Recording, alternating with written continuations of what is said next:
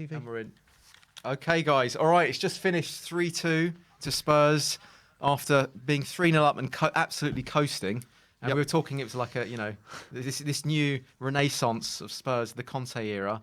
And then suddenly it went a bit squeaky bum time, didn't it? It went a bit wonky. That's my new word of the word. It went a bit wonky. It did went a bit wonky. I mean, the first half was electric. Like the first 20 odd minutes. I wouldn't say electric, but it felt like composed, and it felt that there was almost like there was a maturity to us, wasn't there?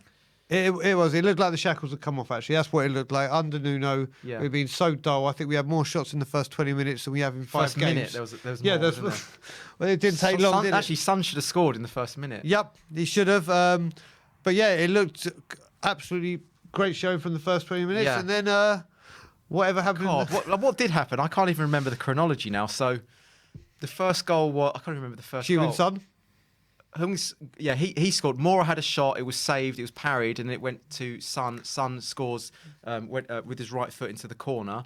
And then was it Mora? And then Harry Kane plays with a great ball from Kane. Great ball. And then Mora had so much time that he ended up walking into the 18-yard box, and then he just side foots it between the goalie's legs. Yep. He? And then the third goal was a Benny Hill. Then the third goal was just like you need the Benny Hill theme music on that, don't you? It was like a shot from Davies. I don't know what Davies was doing up there.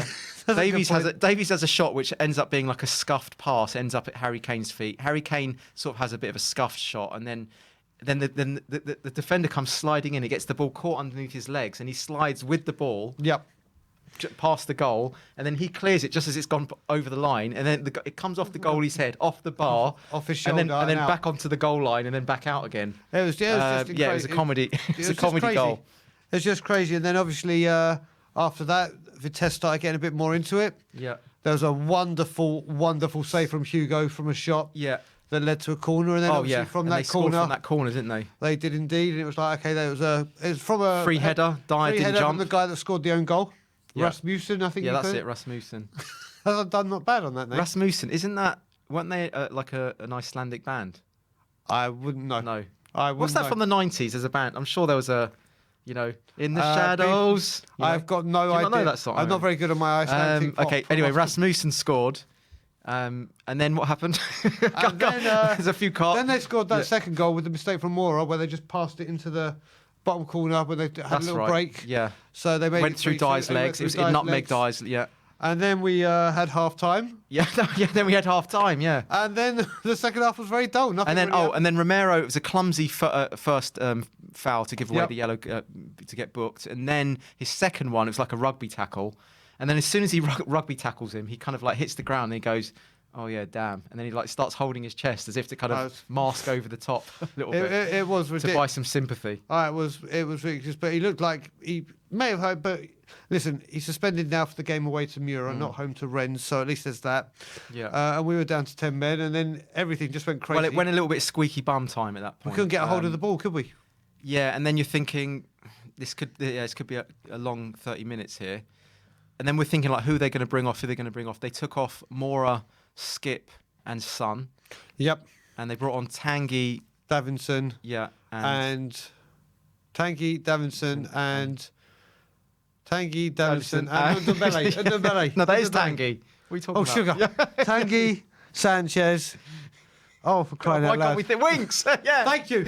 Yeah. That's why we couldn't remember, because it's anonymous Winks. The comments are going, Winks. Yeah. Actually, do you know what? And I'd have to say, Winks went forwards with the ball today. Yes, but that was twice in 4 years. Yeah. But then we had a nasty injury to Sanchez, which could have been a lot worse. It looked like a stud. I actually looked initially like it went into the eye. And you just said there were loads of blood. There's loads of blood. Lucky it caught him on the top of the eye, and then he had the Terry Butcher bandage. Yep, and came back.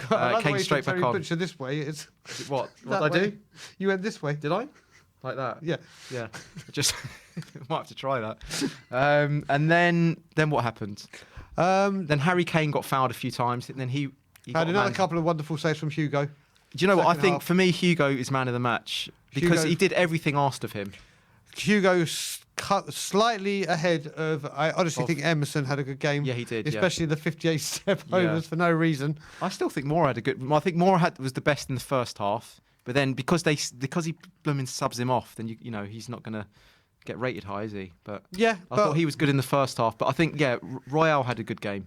He did. Royale. Like I said to you at the beginning, he goes down a little bit too easy for me. He's got to work on. Yeah. Like literally every single time he gets tackled, he's on the floor rolling, and he's got to work on that. He's not as injured. I think it's something he's brought from maybe from Spain or in Brazil. Do you think? Or do you think they're just like clattering into him?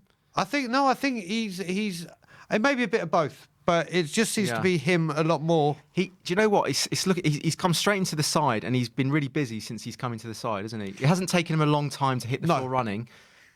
I would actually say he's getting a lot of the ball in the games that we're playing. He's getting a lot of freedom down that side.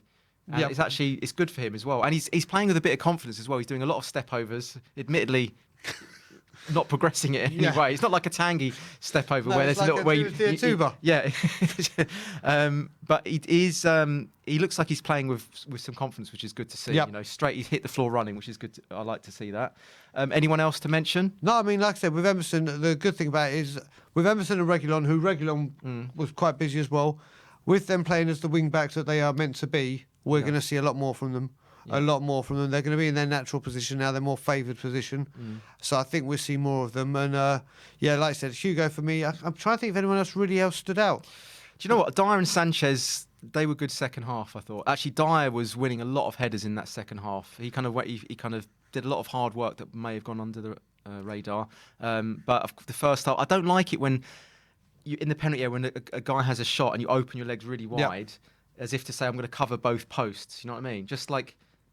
It's like he's trying to make himself big. Yeah, I just think it makes it easy for a lot of strikers when you do that. Well, a lot of strikers wait for it, don't they? Exactly. It's something they we were wait saying for. Gallas was very good at not doing that, if you remember.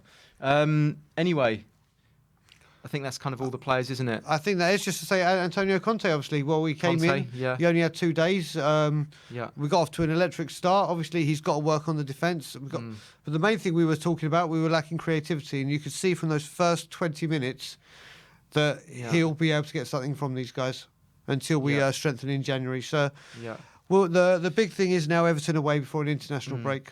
Yeah. We didn't mention about Kane. I mean, to be honest, he looks so slow today. He's looked like he's walking, just trotting around in mud. A couple of he did look more lively and wanting to make the through balls. He did for Mora, yeah. But we expect such high levels from him that he isn't hitting them, and I think concerning, really. Do you know what? What I was saying yesterday on We Are Tottenham TV is on Good Morning Tottenham is I think going on the international break, he's going to go with such a spring in his step now because it's Conte. It's not no, I'm going to have to deal with the England lot. He'll come back firing. I hope so, because a lot of people thought that his performances were dropping because of the fact that he didn't get his move, whatever. He's throwing his dummies out the pram. So if he now believes in Conte and sort of has that lift of, that bit of motivation to want to, play for him, and we still see him trotting around and not really, creating an impact, I think that's saying more about his actual ability and what, than his sort of his mental state, I'd say. Because surely he can run around a little bit more, can't he? He should ask Dele to teach him how to run around a bit more. Dele can take him to anyway. We got the win. Exciting game. The ref. Oh, let's talk about the ref. The ref was. Oh God, what the ref was doing today.